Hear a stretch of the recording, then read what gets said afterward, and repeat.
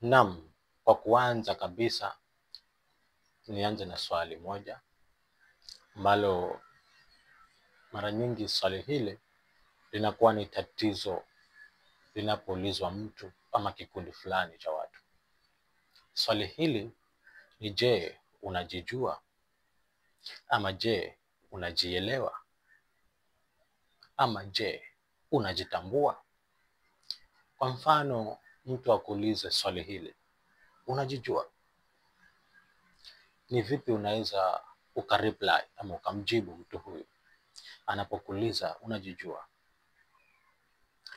Watu wengi wanaweza sema ama wanaweza elewa kwamba anapoulizwa kwamba je, unajijua, akajua yeye anaitwa maybe Dazun ama anaitwa kwa lile jina ambalo analijua.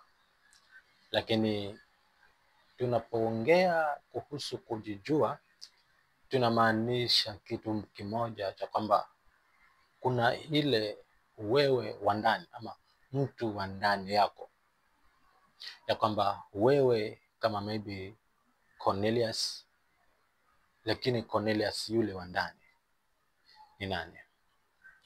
Cornelius yule wa ndani, je, anapojitambulisha ama anapojitokeza mbele za watu anakuwaje? So unapoulizwa swali la kwamba je, unajijua, ama mtu anapokuuliza kwamba je, unajijua, anauliza kama unaelewa undani wako, wakati umekasirika, wakati una furaha, wakati umeambiwa maneno mabaya, jinsi utavyojibu. Huyo ndio wewe, mtu wa ndani, ndio wewe hasa.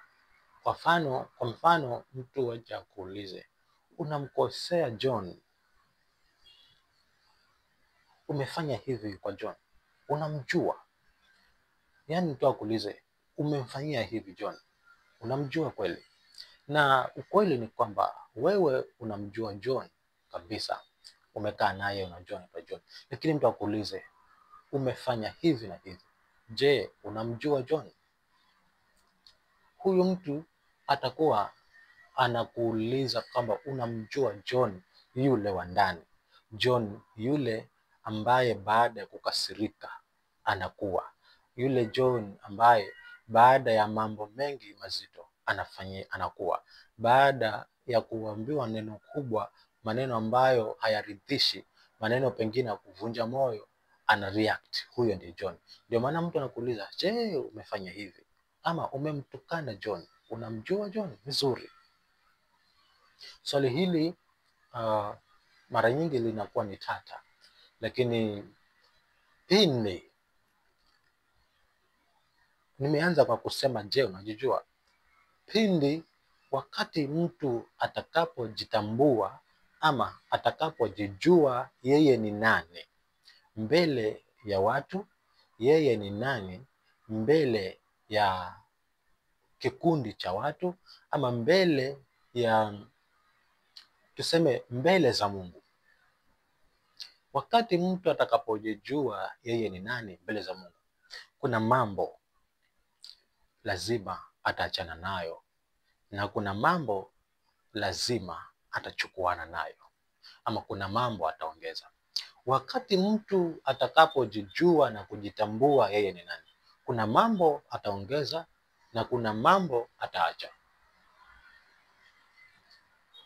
Sasa swali ni, je, wewe unayenisikiliza, wewe unayeniona ama unayeniangalia, unajijua?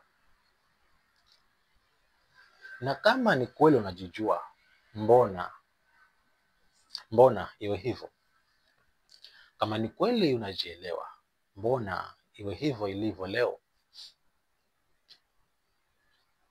Kama kweli unajijua, mbona kuna mambo fulani ambayo bado unayafanya, na kwa umri ulioko ama kwa status ulionayo kwa community haufai kufanya hivyo, lakini wewe unafanya? Swali, je, unajijua? Kwa sababu mtu anayejijua, ama kama wewe ungejijua, hakika haungekuwa hivyo.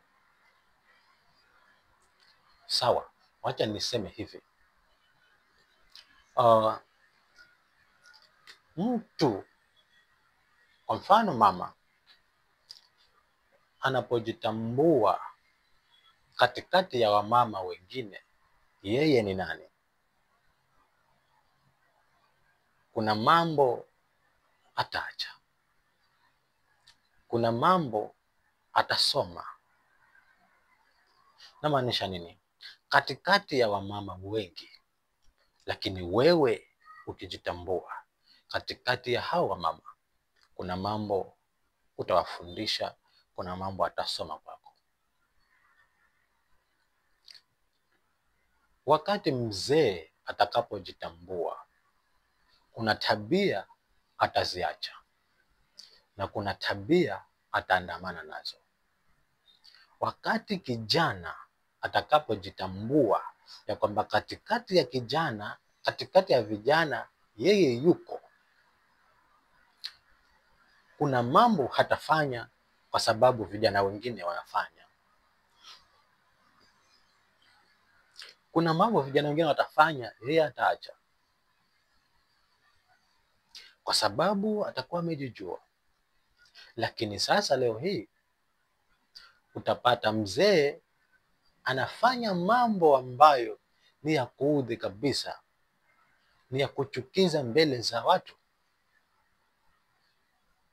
Ni kwa nini?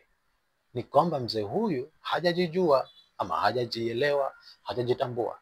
Lakini basi akija kijijua na kujitambua, ataacha.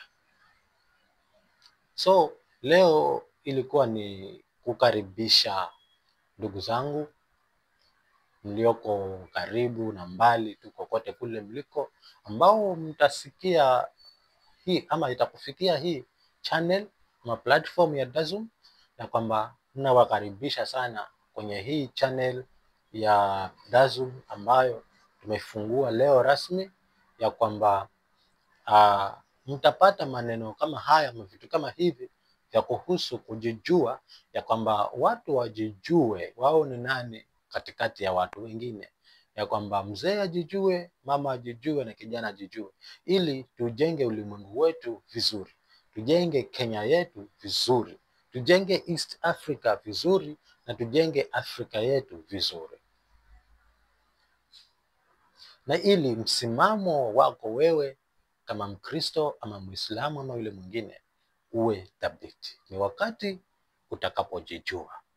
So ili kupata mambo kama haya, kupata hizi vitu za kujijua na kuelimishana juu ya kujijua, subscribe hapo chini, alafu bofya alama ya kengele ili upate notification, ambapo wakati wowote nitakapoachilia video kama hii ya kuhusu mambo kama haya, wewe utakuwa kwanza kupata ama kuiona.